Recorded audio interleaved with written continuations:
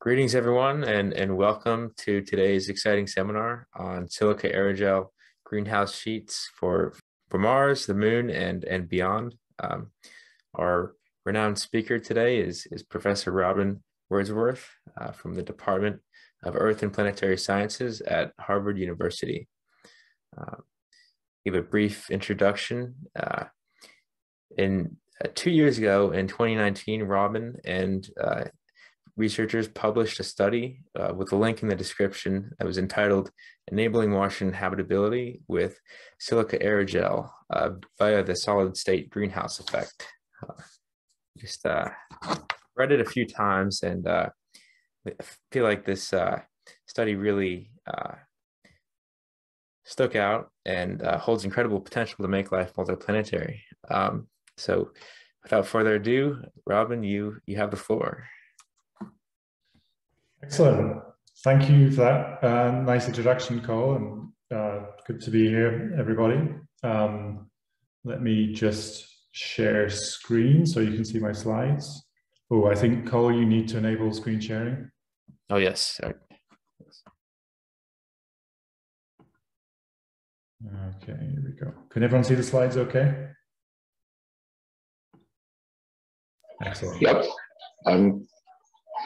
Okay, so yeah, as Kole mentioned, I'm going to be talking about some fairly recent work we've been doing on Martian habitability and the solid state greenhouse effect. And I should say before I start, I always like to try and make things as interactive on Zoom as possible. So if you have questions at any point, not like I'm going to talk for about 20 to 30 minutes and then we'll have a discussion. But even while I'm talking, please just interrupt or pose questions in the chat if you have them, and I'll be happy to answer them. So yeah, I should probably start by saying I am a planetary scientist by trade, and my group's work at Harvard, the day-to-day work, is primarily on the long-term climate evolution of Mars and Venus and exoplanets, but in part through some recent work serving an advisory role for NASA for long-term planning with MEPAG and MarsU, the strategic working group for Mars exploration. I got interested in some wider issues related to like not just the science of Mars, but what are we trying to do with human exploration and settlement in the longer term. So I want to begin by talking about some motivation and background.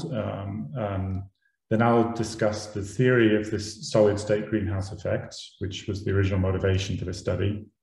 And I'll say how it applies specifically to Silica Aerogel, which was kind of the demonstration material we picked for showing experimentally that this has great potential for warming the surface of Mars.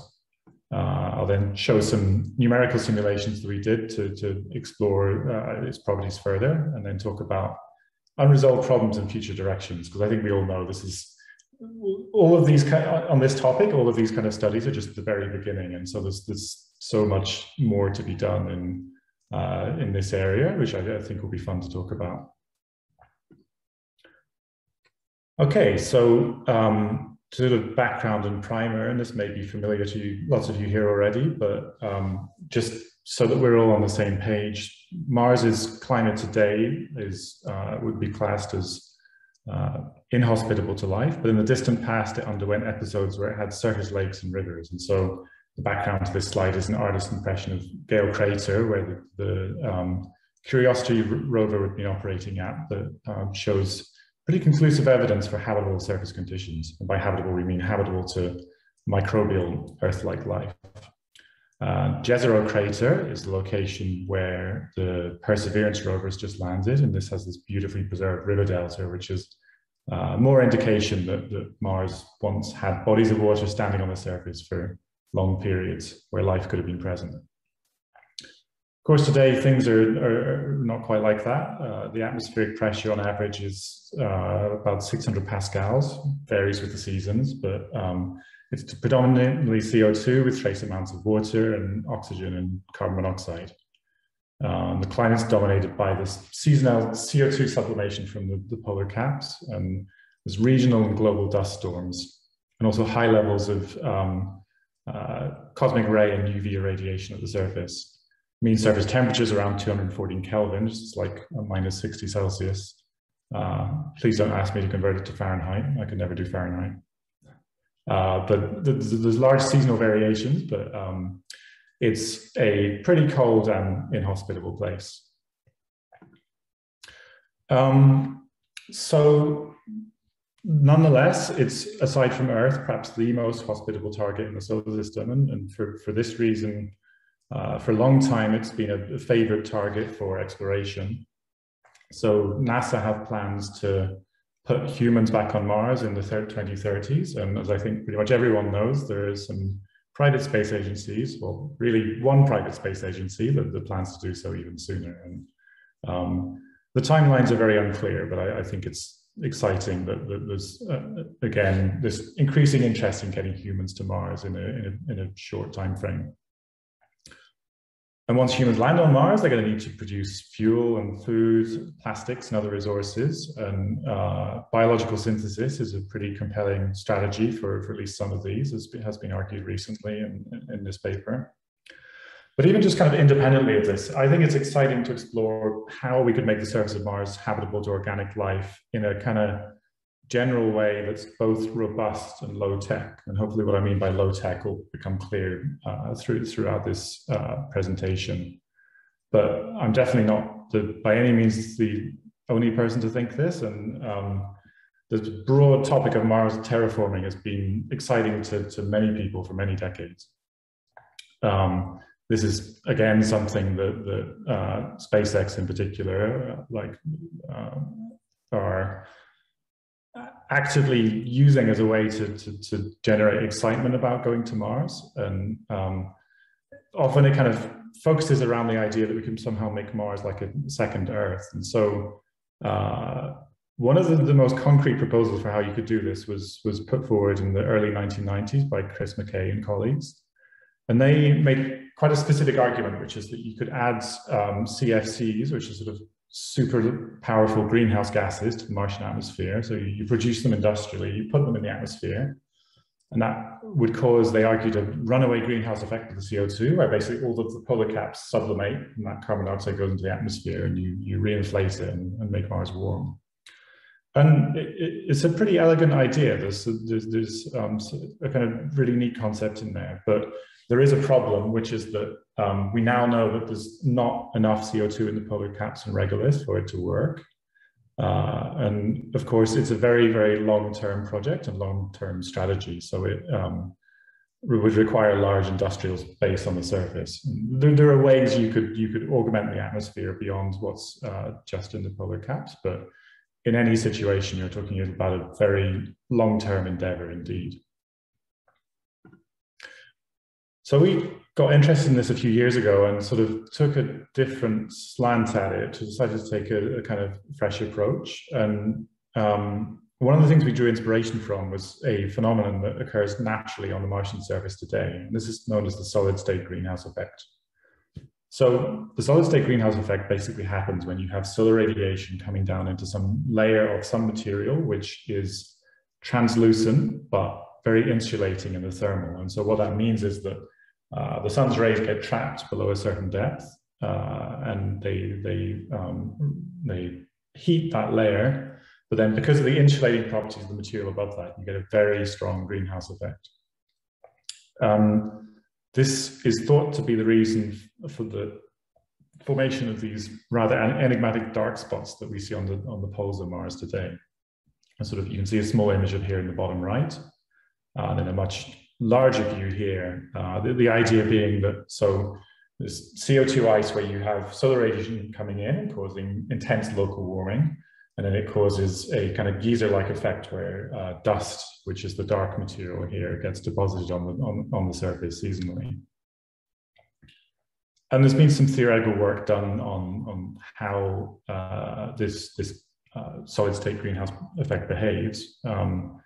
We extended this a bit for the paper that I'm focusing on here, and looked at how, rather than just as a natural phenomenon, from an engineering standpoint, what is the upper limits that you could have on warming due to this effect. And it turns out the upper limits are extremely high indeed. So if you had a slightly artificial limit of a completely transparent material. It turns out that you can get hundreds of Kelvin worth of warming. So that is a very large upper limit, but a more realistic one where you assume the material is translucent, so there's some attenuation of the solar radiation coming in. You can go through the math and take the extremal point of delta T, the temperature difference, as a function of H, the thickness of the material, and figure out the optimum thickness for a material that will give you the maximum temperature difference. And it turns out for most materials, including Silica Airgel, the one I'm going to be talking about here, this H is of order a few centimeters. So you're not talking about particularly large quantities. So yeah, to test our expectations from this theory, we performed a series of laboratory experiments, which are quite simple in setup. There's a low albedo surface, which is thermally isolated from its surroundings. And a metal halide lamp is used to produce a solar-like spectrum, and then there's a neutral density filter that's used to reproduce the same solar fluxes as received at Mars. We used a double glass dome pyranometer for the flux measurement. And then calibrated array of thermistors and thermal camera were used for temperature measurement. And the material that we use for demonstrating the solid state greenhouse effect, we looked at a few possibilities, but fairly quickly landed on Silica Airgel because of its well-known properties of extremely low thermal conductivity. So Silica Airgel, in essence, is a network of SiO2, silica that varies down to the nanoscale. And because of its foam-like structure, you have this extremely low density. And this low density is what directly leads to its low thermal conductivity, because the direct conduction through the silica itself is low, but then the air, which is trapped in pockets within it, is also extremely ineffective at transporting heat. And so this leads to a thermal conductivity, which is one of the lowest of any known material. And this classic image has like the Bunsen burner with the flower above it, and the flower is completely unaffected because it insulates heat so effectively. So there's also reasonably high visible transmissivity, which is critical, because without that, you cannot have a greenhouse effect. And furthermore, if you want to have anything that's photosynthetic underneath the greenhouse layer, then you need light to get through to make that possible. And yeah, I'll get back to talking about manufacturing at the end of this presentation, but the most common process involves tetramethyl orthosilicate and methanol. It's a supercritical CO2 drying step. So we tested with both particles and tiles. Tiles are more effective at causing a strong greenhouse effect, but particles are cheaper and would be easier to manufacture in any environment. So it's interesting to look at both. The particles we had were sort of 0.7 to 4 millimeter radius on average, and had pore diameter in the nanometer range.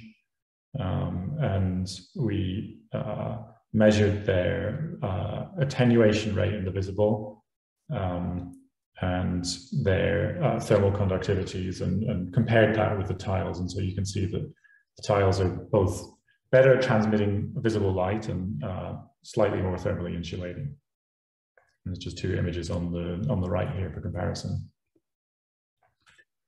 And so the experimental results we found were that temperature differences of greater than 45 Kelvin were achieved for a 3 centimeter particle layer, greater than 55 Kelvin for a 3 centimeter tile layer. Both of these were done at 150 watts per meter squared flux from the metal halide lamp. So that was designed to be equivalent to the mean received Mars solar flux. And these initial experiments were just performed at 1 bar atmospheric pressure, but we didn't feel the need for this first stage of the investigation to go to Mars-like pressures, because one thing we know already from the existing literature on Silica Airgel is that as atmospheric pressure goes down, the conductivity of the aerogel goes down, because these aerogel networks are so thin that the air itself between the nanoparticles is actually a significant contributor to conductivity. So if you go from 1 bar or 10 to the 5 pascals down to 600 pascals, you're actually going to get less conduction. So you're going to get more effective greenhouse effect in a Mars context than on Earth. And this is something that in future work we're going to verify, but the physics of it is pretty clear. We also tested UV absorption effect using a UV lamp and detector, and looked at both the A, B, and C channels, and found that attenuation was significant, particularly for the most hazardous UVC. There's order of magnitudes decreases for the tiles of 2 centimeters or above, and 3 centimeter particle layers getting to 1 order of magnitude, so 10%, or 90% decrease in transmission from 100 to 10%. So those were tests done in the laboratory, but we also performed numerical simulations to get a more accurate picture of what a solid state greenhouse habitat would behave like on Mars. I should start by saying all of the code that was used for this is open source and available at this GitHub site. So if you're interested in seeing how it works or wanting to make some modifications or test other things, just follow this link. And so the simulations incorporate climate and seasonal evolution. They incorporate the conductive heat fluxes within the regolith and latent effects, assuming that the warming has taken place in a ice-rich regolith. So there's a latent term for conversion of ice to water as that occurs. The simulations currently neglect the effect of dust storms, the effect of pressure variations due to H2O, and 3-dimensional effects of if you have a aerogel layer of a finite size. And so all those things are to be investigated in future work. But it takes its forcing from the Mars Climate Database, which is one of the world's most sophisticated models of the Martian climate. And then we incorporate orbital evolution equations in a 1D thermal evolution solver.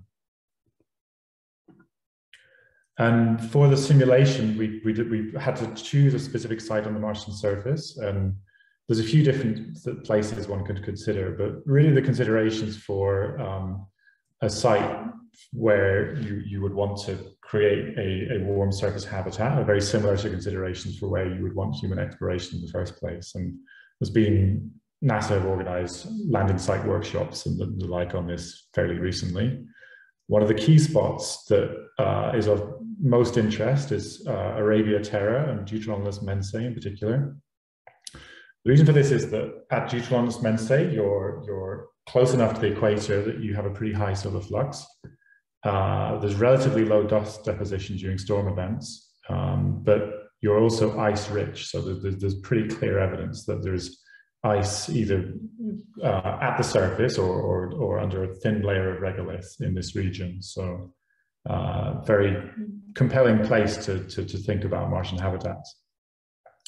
So we ran our simulation assuming that we were based in Deuteronomus Mensae, and as I said, this is a 1D simulation, so we don't have like 3D habitat effects just yet, but we evolved it over 20 Martian years, and as you can see, that after a few Mars years at this location, the numerical results indicate warming to above the melting point of liquid water for almost all of the year. And actually, interestingly, if you look closely at this simulation, one of the problems that emerges from this is actually that without additional assumptions, temperatures get too hot in the summertime. And so this indicates that for a habitat like this, you would need to have some way of cooling down your greenhouse in the Mars summer, because the greenhouse effect would be too intense then. So there's plenty of solutions that one could think up for that, but it was kind of interesting that this came out of the simulations in this way.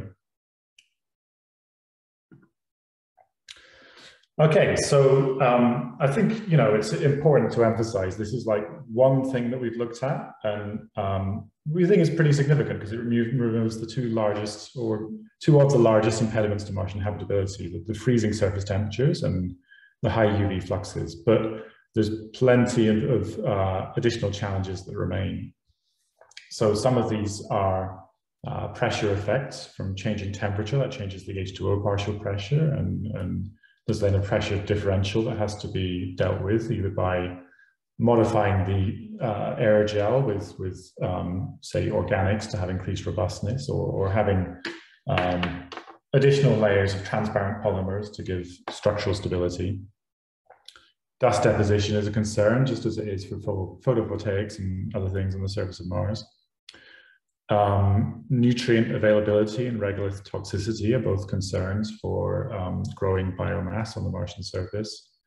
I think I worry a little less about regolith toxicity. The nutrient availability, particularly nitrogen, has to be thought about a bit more carefully. There's the nitrogen in the Martian atmosphere is too low for most nitrogen fixing organisms, Earth-based nitrogen fixing organisms to deal with on their own, and so you'd either need to find a source of nitrates or possibly concentrate the atmospheric nitrogen somehow. So that's something to think about.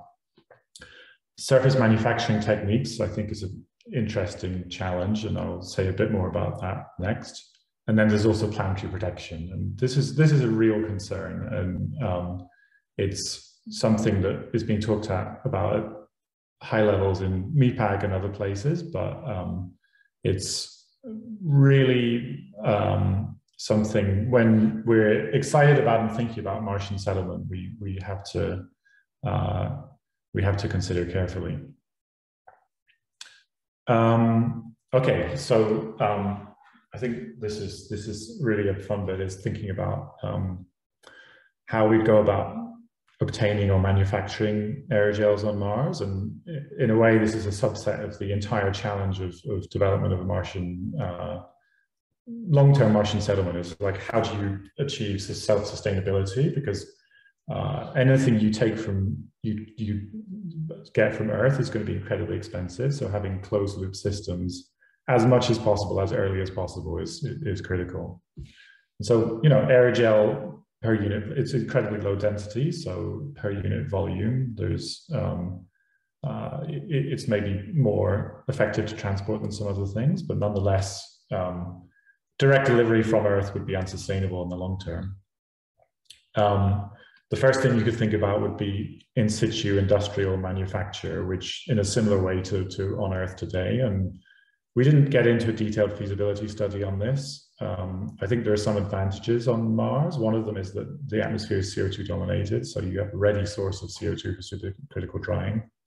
But there's some, at least in the standard manufacturing techniques that people use right now, there's some organic chemistry precursors which wouldn't readily be available, and you would have to think a bit more carefully about those. But my favorite approach, and I will happily say this is completely speculative at this point. Well, it's quite speculative, but there are a few lines of evidence that make me think that it's not out with the realms of possibility, and that's synthetic biology. So the idea here is that you're not even aiming to make precisely silica aerogel, but an aerogel-like material, most likely from silica, that has high visible transmission and low thermal conductivity. And the thing that makes us think that it's not crazy that biology could do this, is the fact that biology kind of does it on Earth today already, not manufacture of material for greenhouse properties per se, but very, very sophisticated control of silica on the nanoscale is something that several biological organisms that are from quite diverse strands of the tree of life do. So diatom phytoplankton and glass sponges are two of the most well-known examples.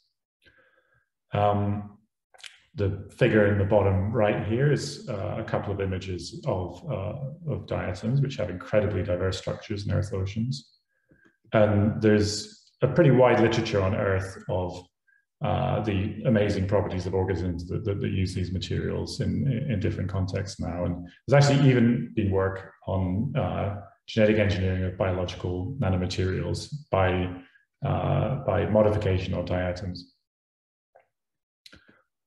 So in any case, in terms of what we plan to do with this next, and our goals are evolving as we get new ideas and build new collaborations on this stuff. But in terms of specific follow-ons from this, the immediate ones are to extend the numerical simulations to 3D, incorporate dust effects, and perform laboratory experiments in our Mars environment chamber at ambient CO2 conditions to see how the effective pressure changes what we found at Earth pressure. In the medium term, we're interested in pursuing field work using demonstration habitats, and of everywhere we've looked at, Devon Island in Canada seems right now to be the best combination of Mars analog sites and accessibility. And of course, in the longer term, it would be exciting to test this in real planetary environments. So we are at 8:29. This is my last slide, and I thought I would just finish on a couple of discussion points, because I think one thing I like about this topic generally is it raises big, wider questions. And so, in my view, global industrial terraforming of Mars is still an interesting possibility, but it is going to be the distant future. So in the most optimistic scenario, the end of this century, before we could really even begin to think about it. The research on local Martian, call it bioterraforming if you like, but localized modification of habitats to allow life to be present there. That can begin now with current technology on Earth today. And there's still obviously many challenges to overcome, but if you're thinking on the local scale rather than the global scale, it's the kind of thing that could be tested pretty early in the human exploration of Mars. And of course, there are important ethical considerations. So this is usually just broadly grouped in the topic of planetary protection, but I think the two major ones are whether there's any extant life. We haven't completely ruled out extant life on Mars yet. So if we start bringing biological organisms to Mars, we need to know if they could interfere with that. And then there's this kind of wider view, and it's a point that can be debated, but it can be argued that even the abiotic environments on Mars should be preserved in their pristine condition. But I think what I would end on just before opening this up to discussion is that the stuff I've been talking about here is the ethics considerations are very similar to if just having any human settlement, because as soon as you have humans on the surface of Mars, we're kind of microbe factories, and we will just put microbial organisms onto the surface just by being there. And so the moment we start bringing humans to the surface of Mars, these are questions that we have to answer. So I think I'd like to open it up to discussion now. Thanks for your attention, and I'll take any questions or comments.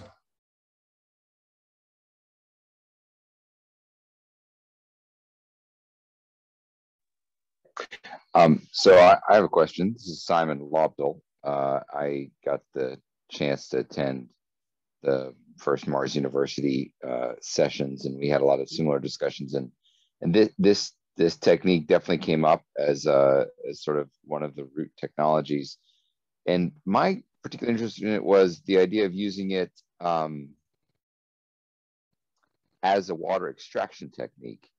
So combining it with a thermal dump, because it seems like any habitation, any sequence of operations that leads to significant human operations will actually have more heat to dump than they will need to heat the actual structures, short of like heated greenhouses being a major, heat sink. Are you planning on pursuing that as part of your numerical simulation? Something like an actual, water extraction technique? Yeah, I think that's an interesting idea, and we haven't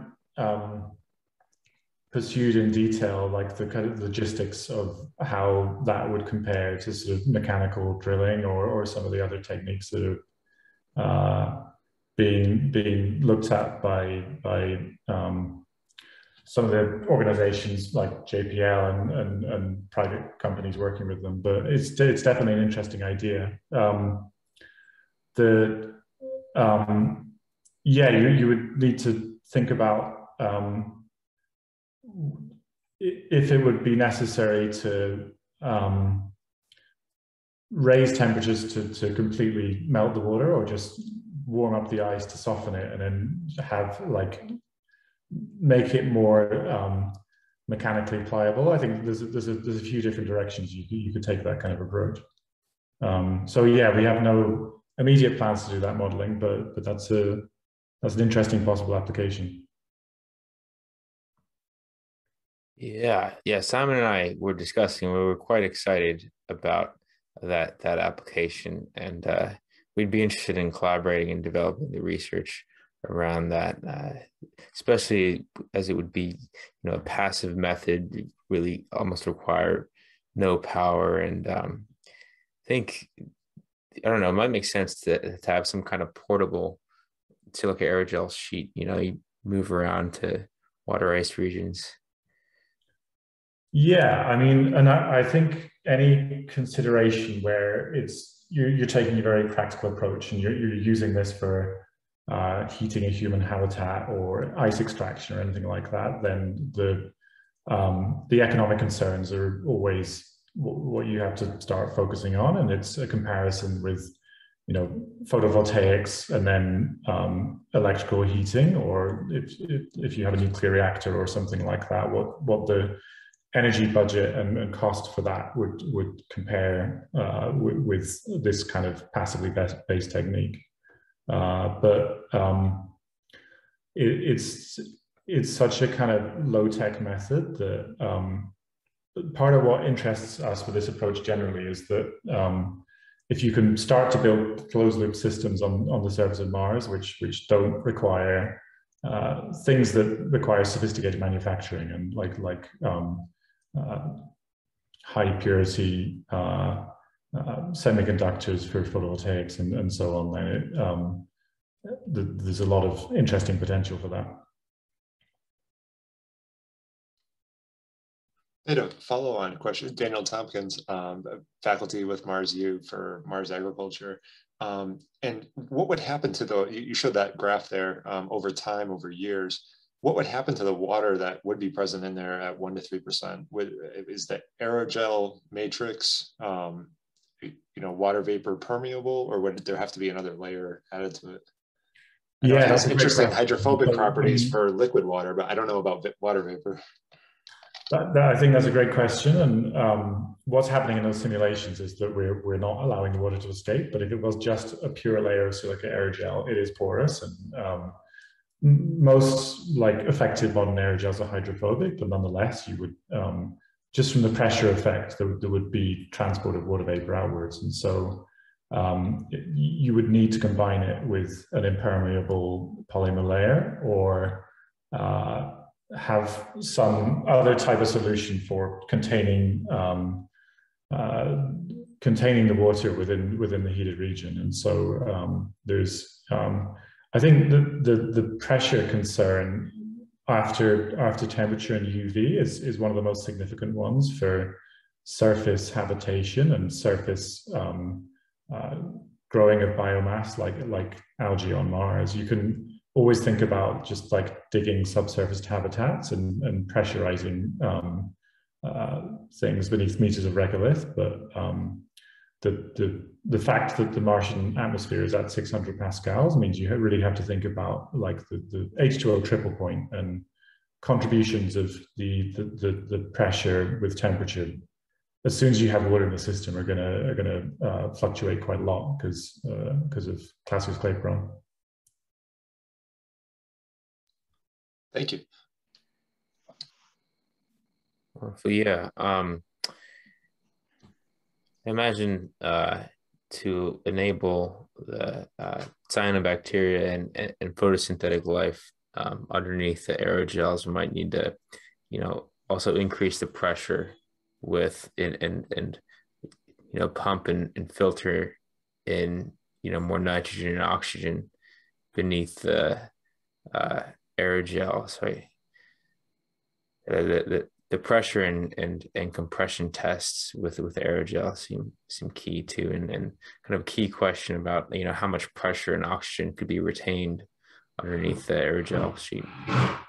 Yeah, so that's interesting too. I mean, the cyanobacteria make their own oxygen, so as long as there's water present, then that's not something you have to worry about. And the CO2 in the Martian atmosphere is much, as I'm sure you all know, it's more abundant per Pascal than CO2 in Earth's atmosphere today. So you're oversupplied with CO2 relative to Earth. But yeah, nitrogen's a problem, and I have talked to microbial colleagues a bit about this. It's unclear to me currently if it would be feasible to have genetically engineered organisms that could deal with N2 that low, but if that's not possible, you either need to enrich it somehow or have a source of nitrates from elsewhere.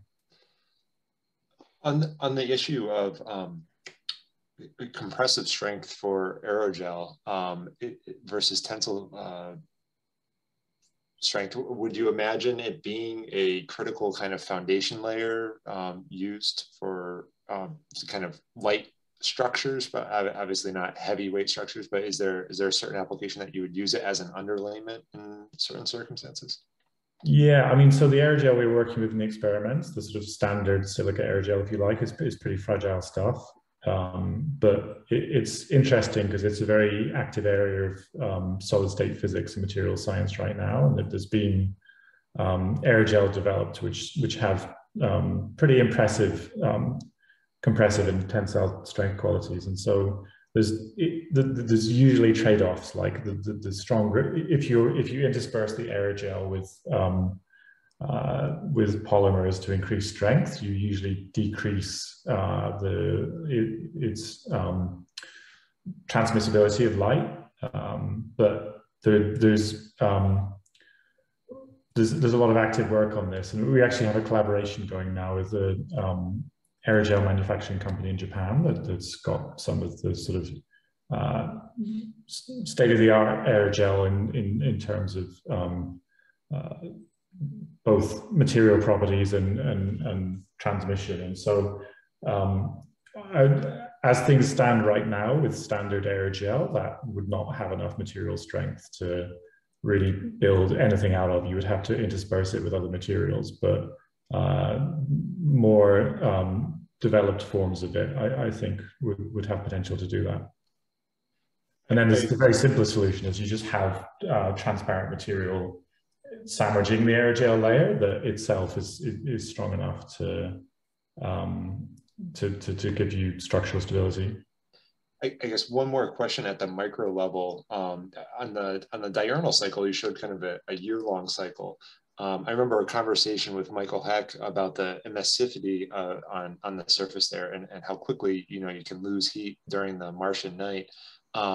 What is that nighttime kind of critical threshold? How quickly does the surface cool, I think, because of that loss?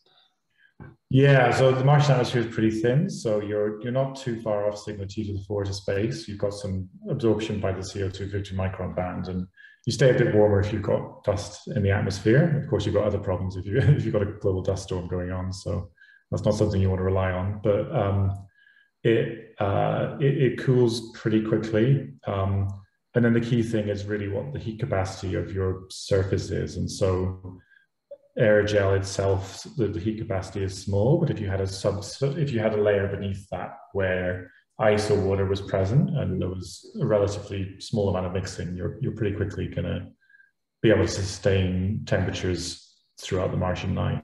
The Martian winter is more of a challenge because when you combine the obliquity and the eccentricity, you get a pretty strongly reduced flux for quite a long period.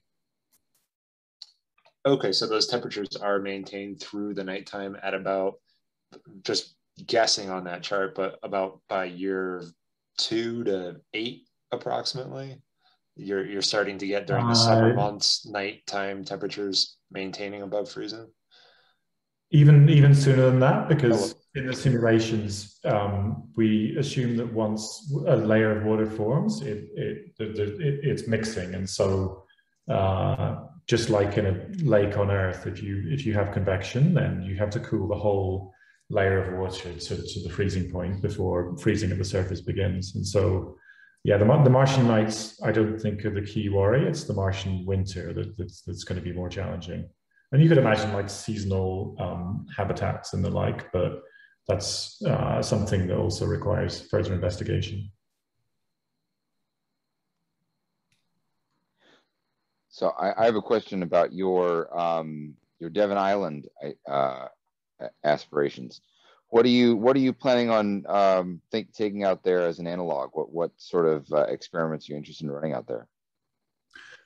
Yeah, so we kind of got active on the planning for this around sort of early 2020, and then as I think has been a pretty universal experience with a lot of people, COVID hit, and it hasn't been moving quickly since then. But the idea was to have a small setup with a habitat that is completely passively heated. So using Silica Airgel passive thermal control with some kind of mechanism for stabilization so that it doesn't overheat in like peak heating conditions, but monitor temperature and possibly grow some photosynthetic organisms in there as well, either algae or some kind of simple plants. And we're still deciding like exactly how we want to approach it and what the first order experiments are to do. But for the moment, our major focus is on the lab side and getting the Mars environment chamber experiments up and running. It's still, the field work is still something we're interested about for the future, though. So for right now, fair to say it's more demonstration than experimentation as far as the plan right now at Devon. You're trying to sort of test the concept and show that it would work. Yeah, exactly. And I think that for the moment, we're most interested in next steps being in the lab because it gives you a controlled environment. And some of the biggest questions in my mind revolve around things like the pressure changes at this stage, which is the certain things you're going to get from a field study that we're interested in demonstrating, but some of the things that the lab studies can provide are the priority right now. Cool. – Excellent. We have a lot of questions for you. So so we haven't announced this yet, but we're planning to host a 2-week Mars Science and Engineering course and program with MIT in January, and we're interested in discussing and about visiting and testing with the Harvard Mars Environment Chamber, if that would be possible. Yeah, we can talk about that, definitely. We're still in the setup stage right now. We have new lab space, and we are in the process of getting things up and running, but certainly would be interested to chat more. Excellent.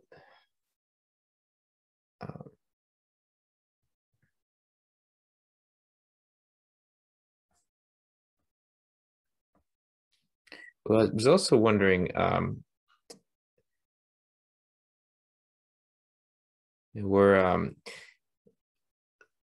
we've been taking a deep dive into Silica Airgel and material properties, and so if we apply it as a paint or coating, it's usually much easier to apply rather than blankets or sheets. So if we could, apply the Silica Airgel as a coating, that might be advantageous in recovering the brittleness challenges with the deployment. Yeah, and I think an even simpler way to approach that is just relax the requirement to have solid tiles. Like if you have particle, and again, this is something which is in the real applications where aerogel is used. It's not used a huge amount on Earth today because we have other ways to heat homes like fossil fuels and things. But when it is used, the particle solution is common because they're much cheaper. And one of the big challenges with aerogel manufacturers is getting a tile of a certain size. Usually, as the area increases, the likelihood that you get a fracture or some inconsistency in the material goes up. And so particles are a simple solution to that.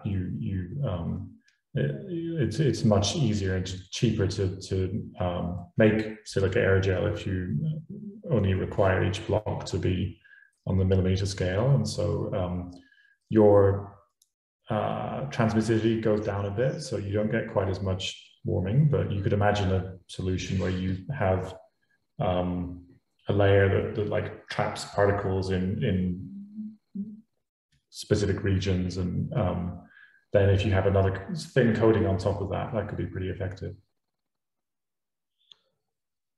So I have a manufacturing question, if we can delve into that for a second.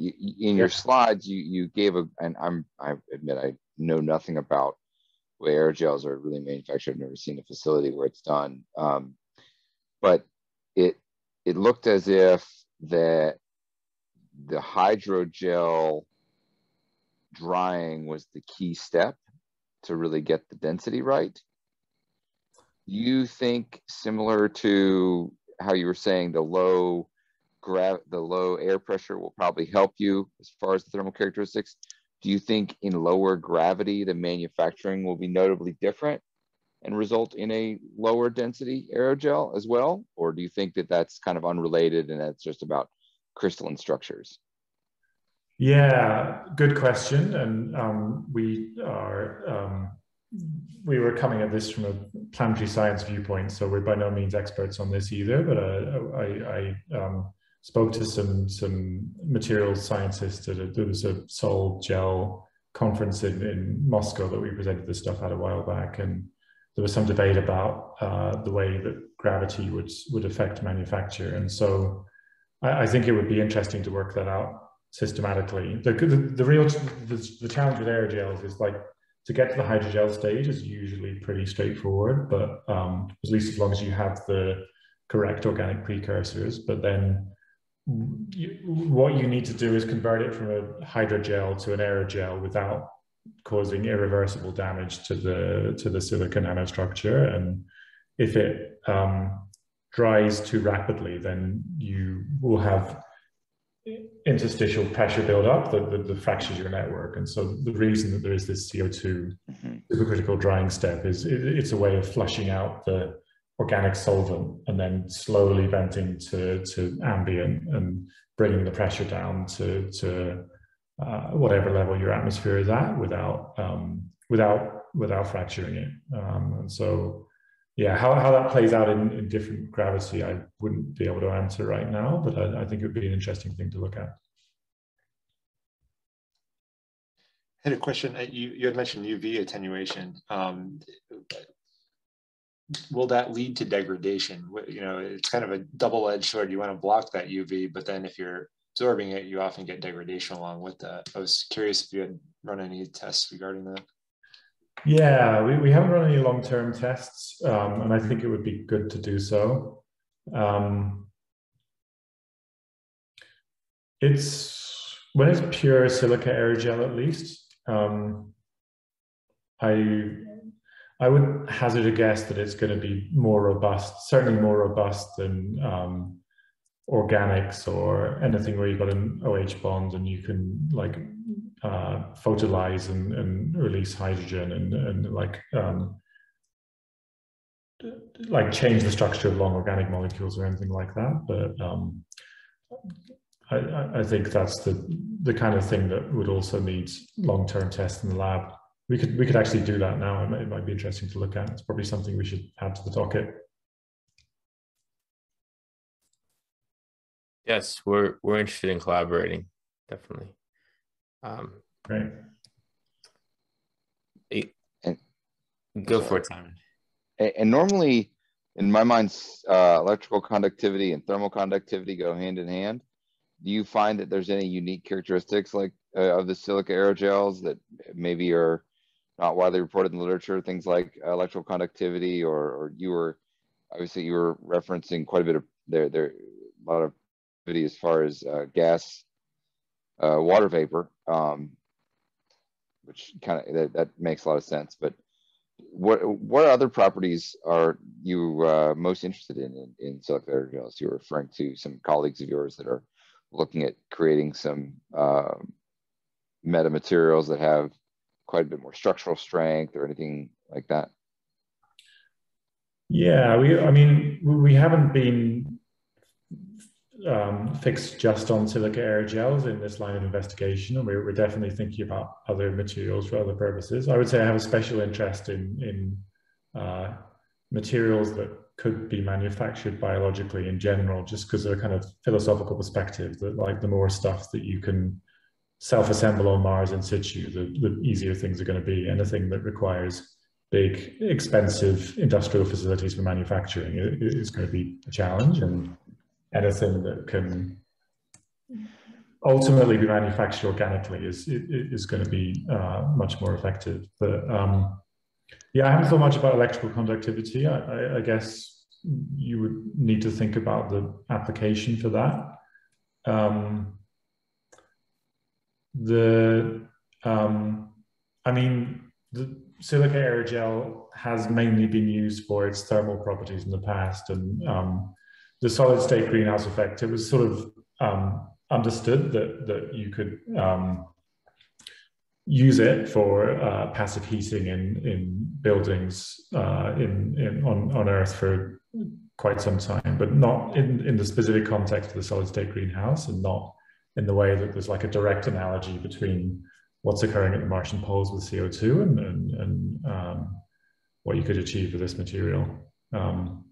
Yeah, I don't know if you have any thoughts about like electrical properties, but it's not something that we've looked into extensively so far. Does that answer your question?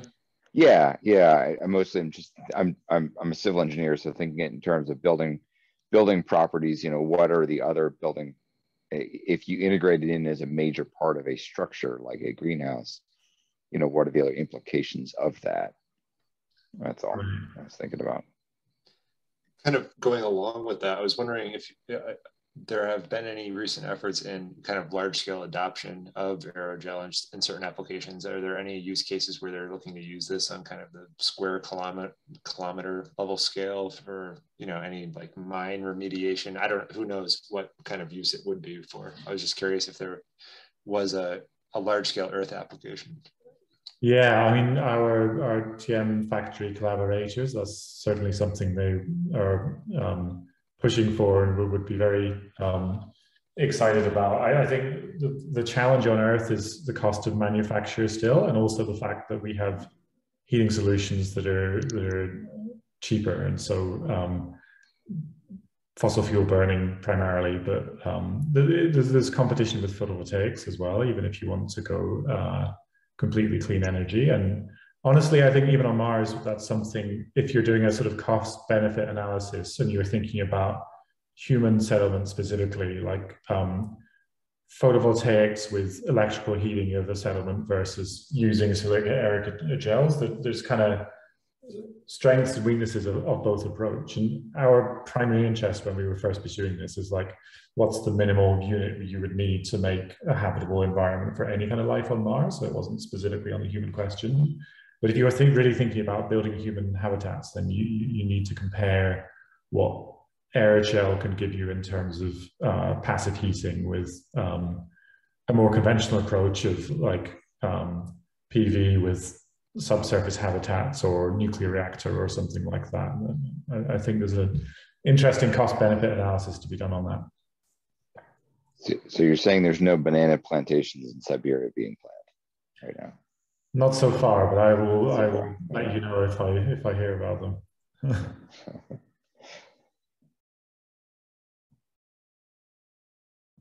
Yeah, and, at ISC 21 a few weeks ago, we were discussing with Elizabeth, who's an engineer, I believe, recently at Johnson, and we were talking about submitting a grant to conduct some aerogel tests. Oh, great. Glad to discuss collaborating, and you're interested in, advising or co-leading or something like that. Yeah, no, it's great you're interested. And I mean, we are continuing to be active on this stuff, but we do a lot of things, and we're not a huge group. So any one topic, there's only like so many things we can do on it at once. And I think that the Mars habitability problem is just so vast, and there's so many facets to it that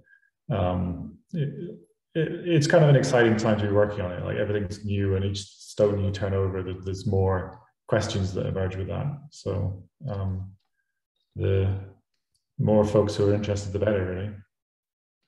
Beyond Mars, do you see any other, have you modeled this on other planetary bodies? I'm not a planetary scientist by any means, but it's interesting looking at, okay, Mars is kind of an easier stepping stone.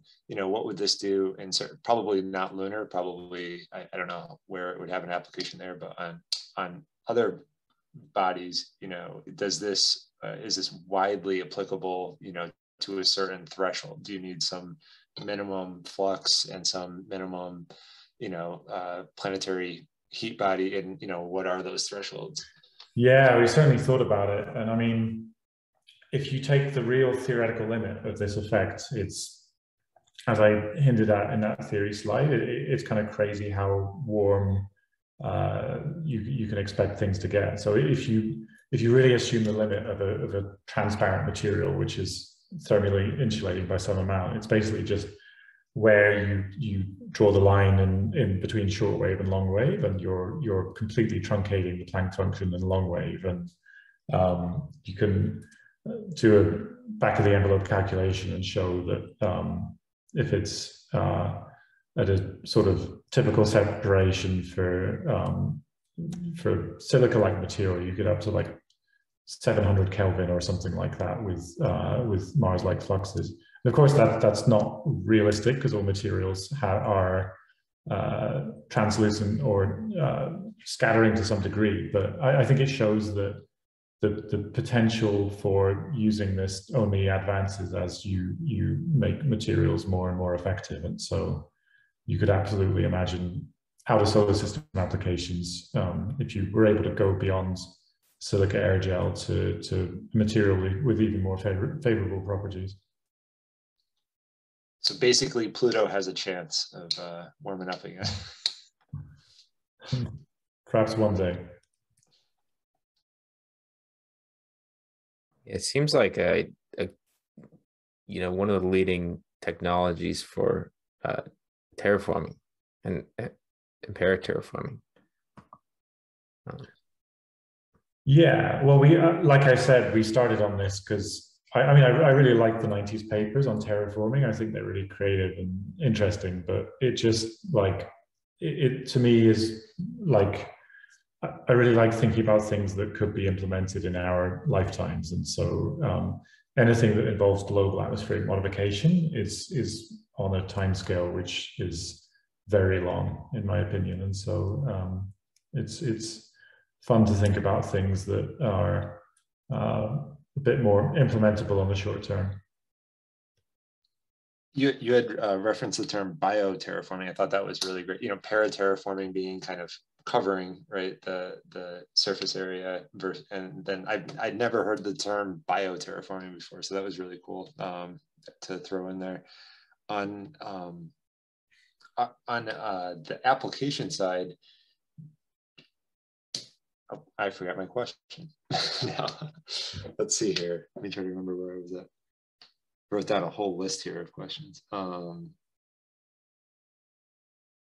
Let's see. On paraterraforming. Oh, in nature, I was curious to know if there was any use of, you don't see insulators being used a lot in nature, right? And I was curious, why do you think, there's not some beetle or some life form that uses aerogels if they are they're using relatively abundant materials? Is there some biomimicry from an insulator standpoint that we could next turn to? I mean, yeah, I'm not sure if that's completely true. If you look at like a polar bear's fur, it's very different type of material, but it is engineered to be highly insulating, and there's not to my knowledge, a direct analog of the solid state greenhouse in this way in nature. I mean, like the examples I showed, there are like the glass sponges in particular are just incredible in terms of the like down to nanoscale control they have over structures. Some of those papers I referenced have interesting theories about why exactly they build silica structures in such a sophisticated way. Some of the ideas are it's for signaling purposes or other types of like internal communication. But yeah, I haven't seen in nature a direct application of the solid state greenhouse, but there's lots of examples where insulation is at a premium. Yeah, I guess that was my thought, was on the solid state greenhouse in particular. You don't really see nature use that. There's the water harvesting beetle, right, in the desert that uses nanoscale for water capturing.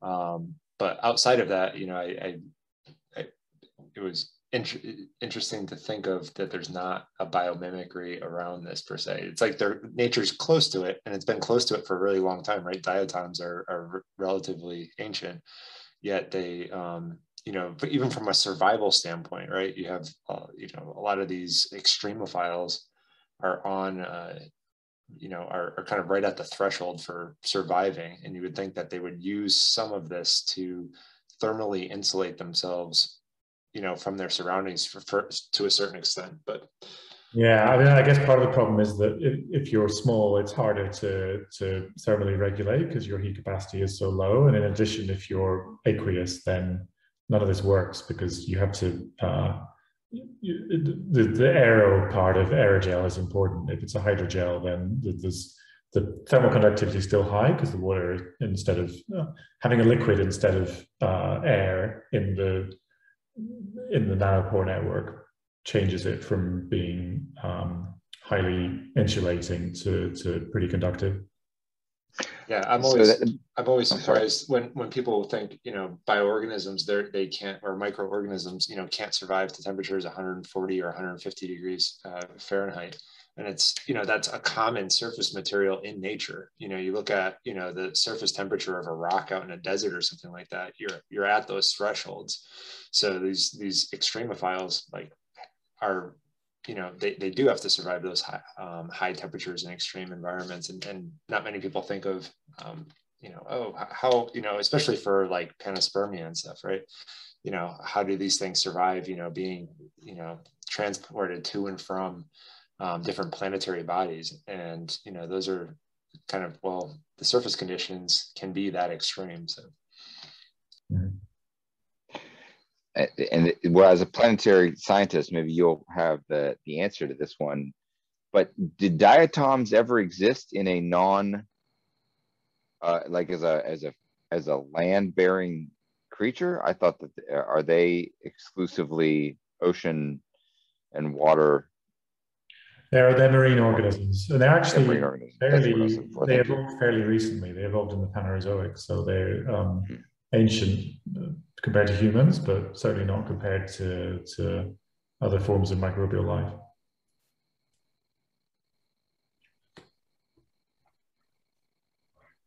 Yeah, I think they're also found in soils, but this past summer, we're discussing about with Simon here about how we might be able to, a variety of methods that might be possible to significantly reduce the time frame of the melting water ice, with to supplement the the melting period with the silica aerogel sheets, and with thermal heat dumping and even nanotechnology and other systems. I think could get it down to like under 1 year. I think I'm curious to hear your thoughts, and we'd be interested in supporting simulations. Yeah, well, like I said, all the code is up there on GitHub, so you're extremely welcome to get hold of it and mess with parameters and see what changes when you apply different assumptions. We haven't focused ourselves on the ice melting problem just yet, but I think it's an interesting thing to consider for the future.